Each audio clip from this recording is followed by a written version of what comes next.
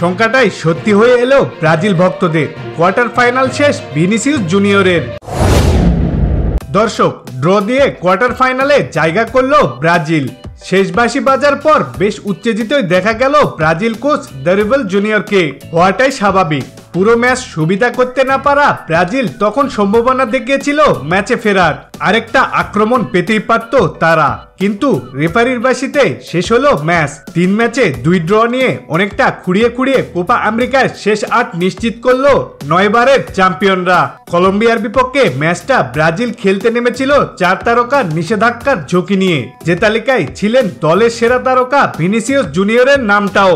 ম্যাচের 7 মিনিটের মাথায় সংখ্যাটাই সত্যি হয়ে এলো ব্রাজিল ভক্তদের জন্য। টানা 2 ম্যাচ হলুদ কার্ড হজম করে কোয়ার্টার ফাইনাল থেকে ছিটকে গেলেন Brazilian number 7 Vinicius junior. Copa knockout পর্বের গুরুত্বপূর্ণ ম্যাচে তাই রিয়াল মাদ্রিদের এই তারকাকে ছাড়াই পরিকল্পনা সাজাতে হবে কোচ দারিবাল জুনিয়রকে। আগের ম্যাচে প্যারাগুয়ের বিপক্ষে 83 মিনিটে হলুদ কার্ড খেয়েছিলেন ভিনিসিয়াস জুনিয়র। প্যারাগুয়ের বিপক্ষে সেই ম্যাচে শুধু ভিনিই না, কার্ড ডেকেছেন অ্যাডার মিলিটাও, ভেন্টেল লুকাস ও পাকেতার মতো তারকারা। এমনকি কোয়ার্টার ফাইনালে তাদের নিরাপদে রাখতে এই ম্যাচে খেলানো হবে কিনা সেটা নিয়েও প্রশ্ন শুনতে হয়েছিল ব্রাজিলের কোচ দারিবাল জুনিয়রকে। কিন্তু কোচের বক্তব্য অবশ্যই ছিল পরিষ্কার। ম্যাচের জয়ের জন্য সেরা একাদশকে মাঠে নামানোর পক্ষে ছিলেন তিনি, এবং সেটাই করেছেন কলম্বিয়ার বিপক্ষে। যদিও এতে ফলাফল এখন পর্যন্ত দারিবালের পক্ষে যায়নি।